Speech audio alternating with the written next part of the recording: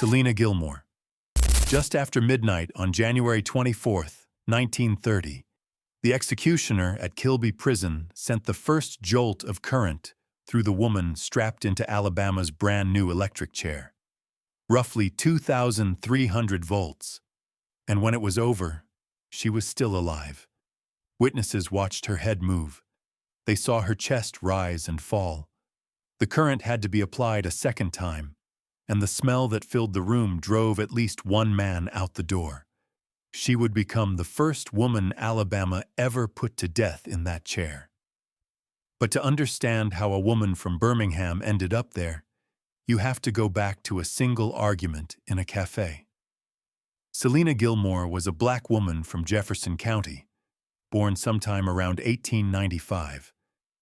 Her name survives in the records 3 different ways, spelled Silena, Selena, and Selena, depending on which clerk was writing it down.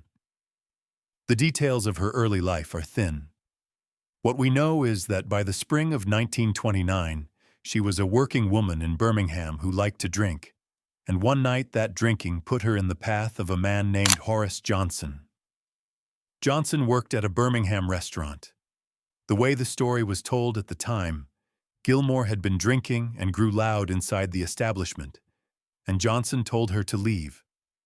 She went home, but she did not stay home. She came back, and this time she was carrying a single-barrel shotgun. At close range, she fired. The wound she opened in his side was massive, and Horace Johnson did not die quickly. He lingered for more than an hour before he was gone. She was arrested, charged with murder, and convicted in Jefferson County. The trial record is so sparse that even decades later, reporters writing about Alabama's history of executions noted that the specifics of what happened were simply unavailable. What is clear is that she was sentenced to die, and that every effort to win her a commutation failed. Gilmore herself offered an explanation that sounded almost like a plea. She blamed the liquor. She said the corn whiskey had made her do it. The state of Alabama had not executed a woman since 1864, when an enslaved woman was put to death during the Civil War.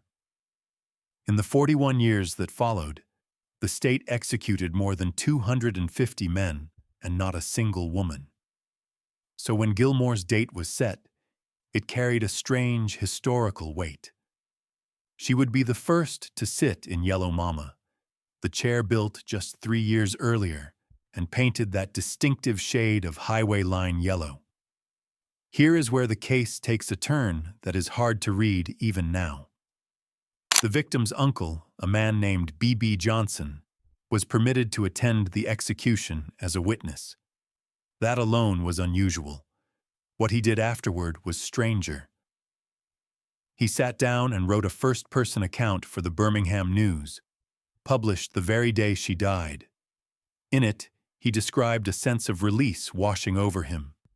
He wrote that a great relief had come into his heart, and that the only thing still disturbing his peace was the fear that somehow someone might find a way to bring her back to life. That was a family member of the victim, putting his satisfaction into print for the whole city to read. The execution itself, as we now know, did not go cleanly. The first shock failed to kill her. The current was reapplied. Witnesses left the room. She was pronounced dead at 14 minutes past midnight, 13 minutes after the first jolt was applied. And that's the part most people never learned. For all the talk that the electric chair was modern, clean, and humane, the very first woman to die in Alabama's chair died in a botched execution that horrified the people sent to watch it. In the years since, only a handful of women have ever followed her into Alabama's death chamber. Selena Gilmore was the first, and her case set a grim template that would repeat itself across the country for the next 7 decades. 4 years after she died, another woman would walk that same path in New York, weighing barely 85 pounds, and the men who put her there would later admit they had sent the wrong person. Ana Antonio. She declined her last meal. When they offered her something to eat before the execution, she said she wanted nothing. By the time they led her to the chair at Sing Sing on August 9, 1934, she weighed somewhere around 85 pounds, and it happened to be her own daughter's birthday. One of her co-defendants would later swear, under no pressure at all, that she had nothing to do with the murder, and that they had only dragged her into it because the courts did not like sending a woman to the chair while letting the men walk. But by then, it was far too late. Ana Antonio was born around 1905 to an Italian-American family, and people called her Little Anna because of how small she was. She married Salvatore Antonio when she was just 16 years old. Over the next 12 years, she had 3 children, and by most accounts, she lived inside an abusive marriage, a woman well under 100 pounds tied to a husband who hurt her. On Easter night, March 27, 1932, near Albany, New York, Salvatore Antonio was killed. He was shot 5 times and stabbed 15 times. The 2 men who did it were named Sam Ferracci and Vincent Saietta. And the case that prosecutors built was that Ana had hired them, that she had arranged the killing of her own husband to collect $5,000 in life insurance, and that she had promised the killers $800 out of the payout. All 3 were tried together in Albany County. All 3 were convicted of first-degree murder, and on April 15, 1933, all 3 were sentenced to death. What followed was a slow, agonizing 16 months. Governor Herbert Lehman granted Ana Antonio 3 separate reprieves over that stretch. The first one arrived with almost unbearable timing. According to accounts of the case, she received that first stay only 10 minutes before she was scheduled to die. Imagine being prepared to walk into that room and being pulled back from it with 10 minutes to spare, 3 different times. But the reprieves only delayed the real question, which was whether she belonged there at all. Because one of the men who actually held the weapons, Vincent Saietta, eventually told a different story. He confessed that he and Ferracci had killed Salvatore over a drug debt of $75, and that Ana had played no part in it. When asked why he had ever implicated her, his answer was chillingly practical. He said they didn't like to send a woman to the chair, and that the authorities could not send him and let her go free. In other words, naming her was leverage. Her presence on death row was, in his telling, the thing keeping him alive. Whether that confession was the truth or a dying man's manipulation, it was enough to make a great many people doubt that Ana Antonio was guilty of anything. She maintained her own innocence to the end. She told the warden plainly that she had never asked those men to kill her husband for insurance money, and she made a grim point about it. She said that if she had truly wanted him dead, she could have killed him herself a dozen times over. Governor Lehman refused the final clemency. His reasoning was that the law made no distinction based on sex when it came to punishment, and that his own conscience would not permit him to make one either. It was a principled-sounding statement. It also meant an 85-pound woman with serious doubts hanging over her conviction was going to die. In her final hours, she spoke about her own body giving out. She said she was almost dead already, that there were moments when she felt she was not even breathing. The executioner that night was Robert Elliott, one of the most experienced in the country, and then it was done. On her daughter's birthday, a woman 2 of the killers swore was innocent was electrocuted at Sing Sing. You'd think someone would have stepped in, someone with the power to stop it, faced with a co-defendant's confession and a frail woman insisting she was being railroaded. Nobody did. The doubt never fully cleared. Ana Antonio's case became one of those that historians point to when they argue that the machinery of the death penalty has never been as careful as it claims to be. 8 years later, in Louisiana, another young woman would walk toward another electric chair. But unlike Anna, she never denied pulling the trigger. She just refused to say she was sorry. Toni Jo Henry. When they asked Toni Jo Henry if she had any last words, she gave them almost nothing. She said she thought not. By that point, her head had been shaved for the electrodes, and she had wept when they did it. She had been baptized just days before, and she was about to become the only woman ever put to death in Louisiana's electric chair, in the basement of a parish courthouse, in front of a small crowd, for a killing she had confessed to over a year of trials that the state had to run 3 separate times before it stuck. She was born Annie Beatrice McQuiston in January of 1916, near Shreveport, the third of 5 children. Her childhood was the kind that breaks people early. Her mother died of tuberculosis when she was 6 years old. Her father, by the accounts that survive, was abusive. By the time she was a teenager, she was living a hard life in the worst sense, working as a prostitute and addicted to cocaine. Then, in November of 1939, she married a man named Claude Henry, who went by the nickname Cowboy. The marriage lasted almost no time before it fell apart in the worst possible way. Cowboy Henry was sentenced to 50 years in a Texas prison for killing a former police officer, and Toni Jo, who had finally found someone she wanted, decided she was going to break him out. To do that, she needed a car and money. On Valentine's Day, February 14, 1940, she and an accomplice named Harold Burks, who went by Archie, accepted a ride from a traveling salesman named Joseph Calloway. Calloway was delivering a new Ford coupe. He had no idea who he had just let into his vehicle. What happened next is the part that no appeal could ever soften, because she admitted it herself. They robbed him. They forced him into the trunk of his own car. They made him undress. And in a rice field near Lake Charles, Toni Jo Henry shot Joseph Calloway once in the head with a .32 caliber revolver. He had done nothing but offer 2 strangers a ride out of the cold. She might never have been caught if she had kept quiet. But she told her aunt what she had done, and that aunt had a relative who was a state trooper. The confession traveled. Toni Jo was arrested. Then came the trials. The first one, in March of 1940, ended in a conviction and a death sentence, but it was thrown out on appeal because the publicity had been so poisonous that a fair verdict was impossible. The press had given her a nickname by then. They were calling her the Tiger Woman, and her face sold papers across the South.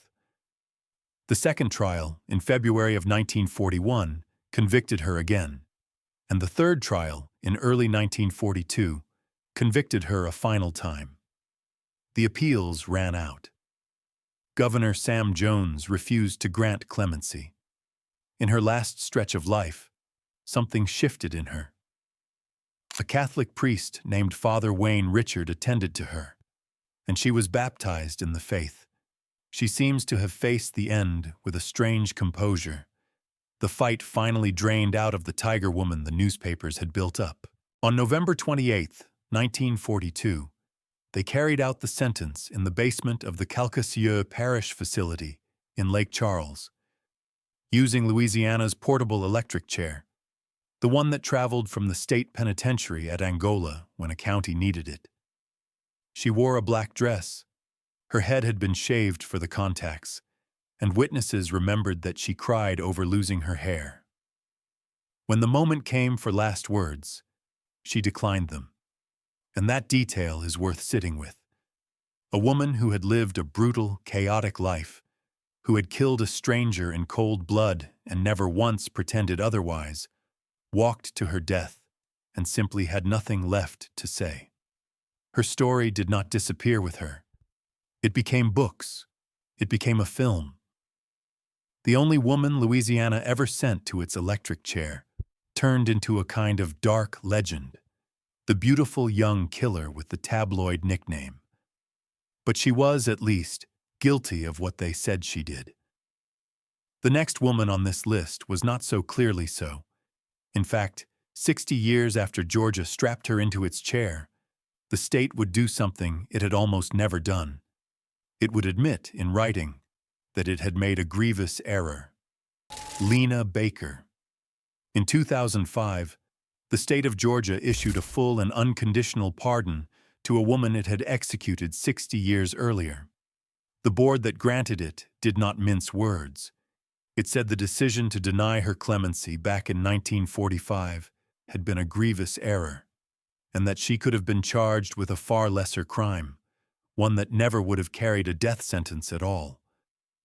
The woman they were talking about had gone to the electric chair insisting she had acted to save her own life.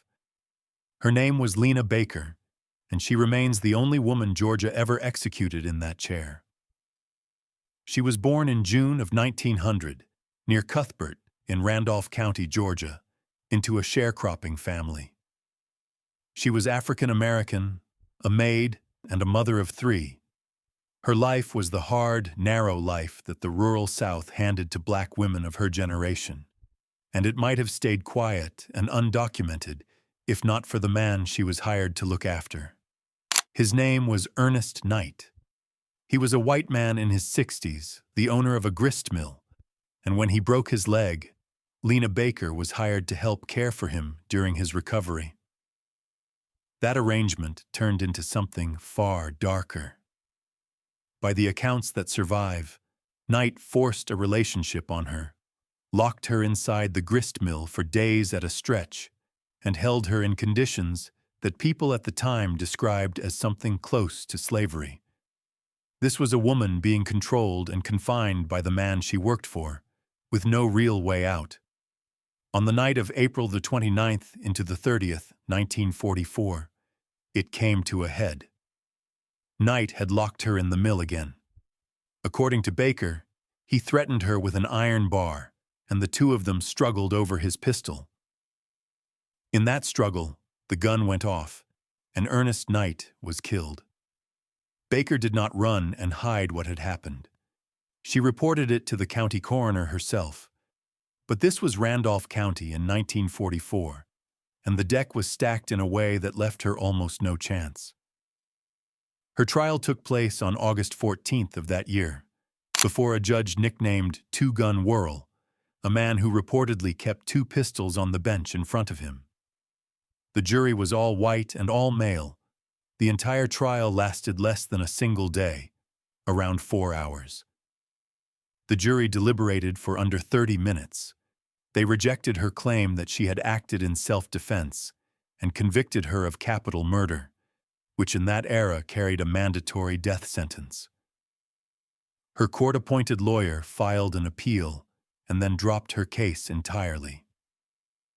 Governor Ellis Arnold granted a short reprieve, which bought her a matter of weeks. But in January of 1945, the State Board of Pardons and Parole denied her clemency. The path to the chair was clear. Before she died, Lena Baker spoke about what she had done, and her words have outlasted nearly everyone who was in that courtroom. She said that what she did in self-defense, that otherwise she would have been the one killed, and that where she was, she could not overcome it. She said God had forgiven her, that she was ready to meet her God, and that she was one in the number. There was no rage in it, no desperate bargaining. Just a woman stating plainly that she had been trapped and that she had made peace with where she was headed. On March 5, 1945, she was electrocuted at the Georgia State Prison in Reidsville. Afterward, she was buried in an unmarked grave behind the Mount Vernon Baptist Church. No headstone, no marker. A woman the state would one day formally exonerate, laid in the ground as though she had never mattered at all. And no, that is not an exaggeration of how the system saw her. It took 60 years for Georgia to revisit the case, and when it did, the conclusion was stark. The clemency denial had been wrong. The charge should have been voluntary manslaughter. The death sentence should never have happened. In 2005, the Georgia Board of Pardons and Paroles granted Lena Baker a full and unconditional posthumous pardon, a step the state has taken only a handful of times in its history. Her story became a biography and then a film, and the unmarked grave eventually got a proper headstone. The pardon could not give her back the decades that were taken. What it did was put the error on the record, in the state's own words, where it could not be denied. But Lena Baker's case raises a question that runs through so many of these stories. How often did doubt like this exist and simply go unspoken? Because the woman in the chair had no one powerful enough to speak for her. The next woman on this list walked into her own execution with that same shadow over her, a confession she could barely have given, and a verdict that thousands of people in her own city refused to believe. If you're liking this video and you're not subscribed yet, now's the time. We drop new cases every day. Subscribe so you don't miss the next one. Corinne Sykes. A housemaid who could not read or write, with an intellect that doctors compared to that of a young child, put her name to a confession for murder. Thousands of people in Philadelphia refused to believe she had done it, at least not on her own. And when she was finally laid to rest, so many people came to mourn her that the crowd spilled into the streets, with some accounts putting the number near 10,000. Corinne Sykes was somewhere between 20 and 22 years old, African American, and by every account that survives, she was a deeply vulnerable young woman. She could not read. Her measured intelligence placed her, on paper, at the level of a child, and people who knew her described someone prone to panic and hysteria. She had already served close to 11 months behind bars once before for a jewelry theft. That was the world she came from when she took a job as a housemaid in the winter of 1944. The woman who hired her was Freda Wadlinger, who lived in the Oak Lane section of Philadelphia. Sykes had been working in the home for only 3 days. She had been hired under a false name, calling herself Heloise Parker. On December 7, 1944, Freda Wadlinger was killed in her own home, stabbed during a robbery. When it was over, jewelry was gone, rings and pearls, along with a sum of cash and a sable fur. Corinne Sykes had vanished from the house. She was arrested soon after. What happened next is the heart of why this case still unsettles people. Sykes signed a confession, but she could not read what she was signing, and the story she told was not a simple one of greed. She said her boyfriend, a bootlegger named J.C. Kelly, who went by Jace, had threatened to kill her and her mother unless she stole for him. In her telling, she was a frightened young woman being used as a tool by a dangerous man. Her attorney was a remarkable figure named Raymond Pace Alexander, who would later become the first black judge in Philadelphia. He did not try to win an acquittal. He looked at his client, at her limited capacity and her fear, and he argued that she could not be held fully responsible for what she had done. He fought for life in prison instead of death. The jury that heard the case was all white. They deliberated for just over 5 hours, 301 minutes in total, and the forewoman, a woman named Adeline Hyde, stood and delivered the verdict. Guilty in the first degree, with death as the penalty. Almost immediately, the doubts began. There were people, including many in the city's black community, who simply did not believe that this small, frightened young woman could have physically overpowered and killed Freda Wadlinger the way the state described. Suspicion fell on the boyfriend. Years later, rumors would circulate, never proven, that Wadlinger's own husband had confessed to the killing on his deathbed. Strip away the legal language, and what you are left with is a young woman who could not read the confession that helped condemn her, defended by a lawyer who never even claimed she was innocent, only that she did not understand what she was doing. Governor Edward Martin refused to grant clemency. On October 14, 1946, Corinne Sykes was electrocuted at Rockview Penitentiary in Belafonte. Witnesses said she walked to the chair calmly. The grief that followed was extraordinary. Reports from the time describe a viewing attended by as many as 10,000 people, and a funeral crowd numbering in the thousands. For a poor, illiterate housemaid, that turnout said something plain. A large part of the city believed they had watched an injustice, and they came to stand with her in death in a way the system never had in life. She was, by local accounts, the first African-American woman ever executed in Pennsylvania, and she would be the last woman the state ever executed at all. But while Corinne Sykes died in near anonymity, a poor woman whose name most of the country never learned, the woman who comes next became one of the most famous people in America. Her execution was argued about on front pages around the world, and decades later, evidence would surface suggesting that she too may not have done what she died for. Ethel Rosenberg. She was a secretary who once dreamed of being a singer and a mother of 2 young boys. The case that sent her to the electric chair rested largely on the word of her own brother, who swore under oath that he had watched her type up secrets meant for the Soviet Union. Decades later, that same brother admitted he had lied. By then, she had already been strapped into the chair at Sing Sing, and when the standard jolts failed to stop her heart, they had to send the current through her again. Ethel Rosenberg was born Ethel Greenglass in New York City in September of 1915. Before any of this, she was a secretary with a good voice and ambitions of singing. She joined the Communist Party, and in 1939 she married a man named Julius Rosenberg. Together, they had 2 sons, Michael and Robert.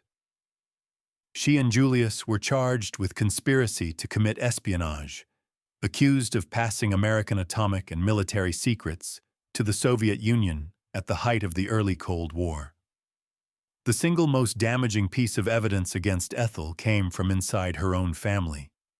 Her brother, David Greenglass, had worked as a machinist at Los Alamos, where the atomic bomb was built.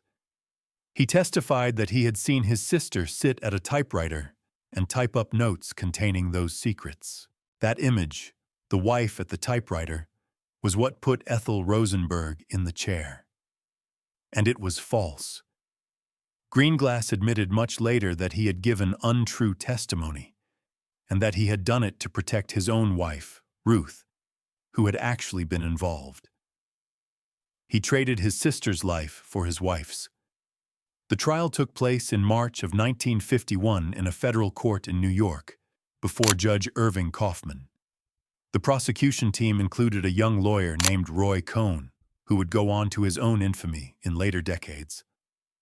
On March 29, 1951, the Rosenbergs were convicted. A week later, on April 5th, they were sentenced to death. Judge Kaufman did not hide what he thought of them. He called their crime worse than murder.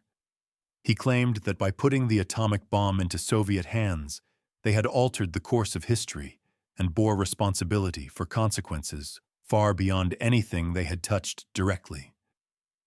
It was extraordinary language to aim at a secretary and her husband, and it set the tone for everything that came after. What came after was 2 years of international uproar. People around the world protested. Petitions poured in by the thousands. The case became a global argument about justice, anti-communism, and basic fairness. President Dwight Eisenhower refused clemency, arguing that what the Rosenbergs had done could have condemned millions of innocent people to death. And somehow, it gets worse. Because the man at the very center of American law enforcement, FBI Director J. Edgar Hoover, had actually recommended against executing Ethel. Even Hoover, hardly a gentle figure, had reservations about sending a mother of 2 to the chair on the evidence they had assembled. It did not matter. On June 19, 1953, both Rosenbergs were executed at Sing Sing. They were the first American civilians ever put to death for espionage, and the only ones executed during the Cold War. Julius died first, at 8:05 in the evening. Then it was Ethel's turn, and her execution did not go as planned. After the standard sequence of shocks, her heart was reportedly still beating. The current had to be applied again. Witnesses described smoke rising from her head before it was finally over. She went to her death never having confessed, because by the most credible evidence that emerged later, she may have had little to confess to. Decoded Soviet communications, files opened after the collapse of the Soviet Union, and grand jury testimony unsealed in 2015 all point toward the same uncomfortable conclusion. Julius Rosenberg did spy for the Soviets, but Ethel was very likely not an active spy herself. She may have known what her husband was doing. That is not the same as doing it. Her two sons spent the rest of their lives trying to clear her name, and they are still trying. They have asked the United States government to formally acknowledge that their mother was wrongly executed. Ethel Rosenberg's case became a symbol, fought over by historians for generations. The two women who close out this list carry no such ambiguity. There is no serious doubt about what they did. The first of them treated life insurance the way other people treat a paycheck, and the people who trusted her had a habit of dying. Judy Buenoano. They called her the Black Widow, and the name fit. Over the span of roughly 12 years, the men and boys closest to her had a way of dying, and each death seemed to leave her a little richer. By the time investigators finally understood the pattern, she had collected a small fortune in insurance payouts, and at least 3 people were dead. She was born Judius Welty in Quanah, Texas, in April of 1943. Her childhood was difficult, and she eventually trained and worked as a nursing assistant. At some point, she took the surname Buenoano, a rough Spanish rendering of the name Goodyear. That detail is worth holding on to, because Goodyear was the name of the first man she would be convicted of killing. In 1971, her husband, Air Force Sergeant James Goodyear, died. At the time, it looked like an illness ran its course. It was arsenic. She collected on his death. Then there was her own son. Michael was a young man, 19 years old, and he was paralyzed, dependent on heavy leg braces just to hold himself upright. In 1980, while the two of them were out in a canoe, Michael went into the water and drowned. What investigators eventually pieced together was staggering in scope. His mother had been slowly poisoning him with arsenic over time, which had contributed to the paralysis in the first place. Then she had taken her crippled son out onto the water, weighed down by the very braces meant to help him, and let the water take him. She collected insurance along the way, again and again.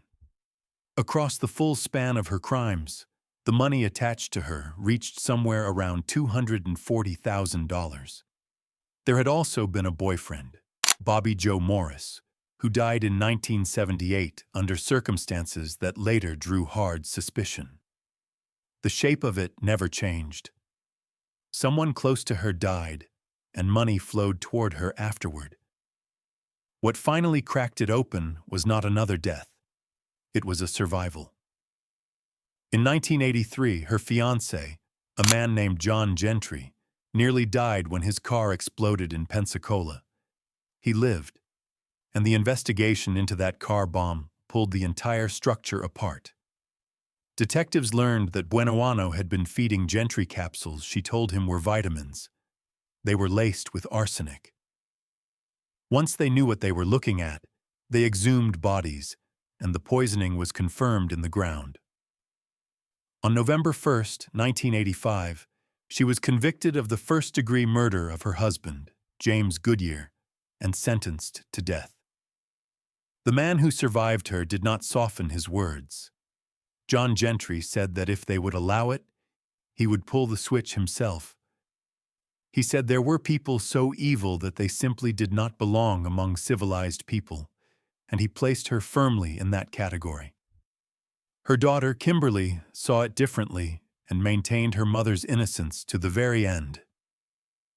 On March 30th, 1998, Judy Buenoano was electrocuted at Florida State Prison. The date carried a cruel echo because it would have been her dead son Michael's birthday. She entered the chamber a few minutes after 7 in the morning. Asked for any final words, she said only, "No, sir." The power was applied at 8 minutes past 7. During the cycle, witnesses watched smoke rise from her right leg. She was pronounced dead at 13 minutes past 7. She made history in the grimmest possible way. She was the first woman executed in Florida since 1848, and the first woman to die in the state's electric chair. She was also only the third woman executed anywhere in the United States since the death penalty was reinstated in 1976, following Velma Barfield in North Carolina and Carla Faye Tucker in Texas, who had been executed just weeks before her. Buenoano killed quietly, with poison and patience, all of it for money. The final woman on this list killed in the open, in a crowded parking lot, in the middle of the day, over an idea, and she would become the last person ever to die in an American electric chair. Linda Lyon Block. She had once been a magazine editor and an animal shelter volunteer. Then she fell into a world of anti-government belief so deep that she and her partner renounced their citizenship, surrendered their licenses, and decided the laws of the United States no longer applied to them. That conviction ended in a Walmart parking lot, with a police sergeant bleeding out on the pavement and a 9-year-old boy nearby. She was born Linda Cheryl Lyon in Orlando, Florida, in February of 1948. For a stretch of her life, things looked ordinary, even admirable. She worked as a magazine editor and gave her time to the Humane Society.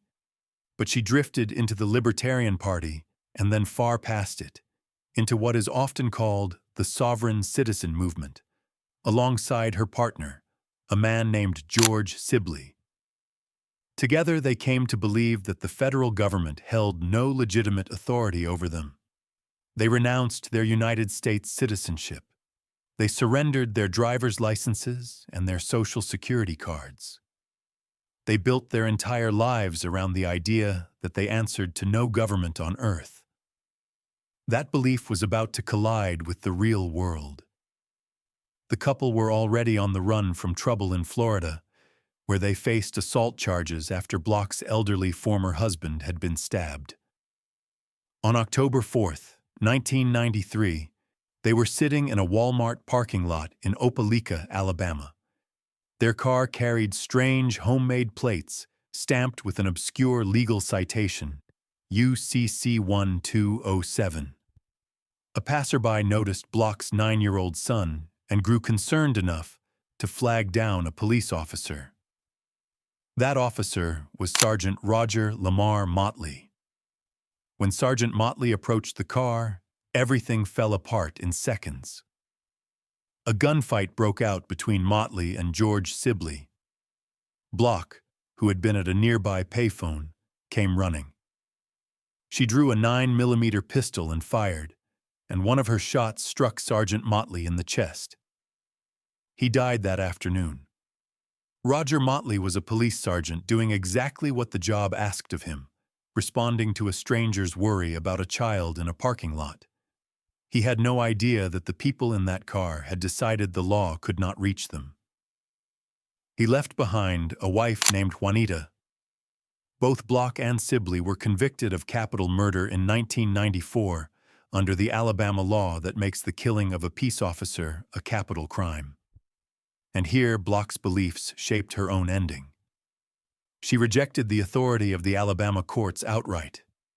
She argued that the state had never properly rejoined the Union after the Civil War and therefore had no power to put her on trial. She waived her right to a lawyer, gave up her appeals, and insisted she had acted in self-defense, all while refusing to take part in a system she did not recognize as real. On May 10, 2002, shortly after midnight, Linda Lionblock was put to death in Yellow Mama, the same electric chair that had taken Selena Gilmore 72 years earlier. She declined to make a final statement. She was pronounced dead at 10 minutes past midnight. There was one more person in that room who could not see it through. Motley's widow, Juanita, had come to witness it, but as the moment drew close, she could not stay. She later explained that she had gone as far as she was able to go. She had looked at Linda Block. But when they pulled back the blind and moved to lower the hood over Block's face, she asked an officer to take her out of the room.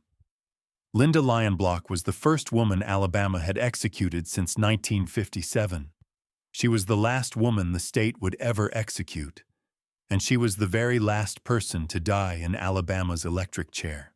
7 weeks later, on July 1, 2002, lethal injection became the state's default method, and Yellow Mama was retired for good. That's not an accident of timing, by the way. She closed out an entire era of American punishment. Her partner, George Sibley, was executed 3 years after her, in 2005. From a botched execution in 1930 to the last switch ever pulled in Alabama, these 8 women span more than 70 years of American history, and the doubts that trail several of their cases have never fully faded. The electric chair is mostly a relic now, but the questions it left behind are not. Thanks for watching. Click here for the next video.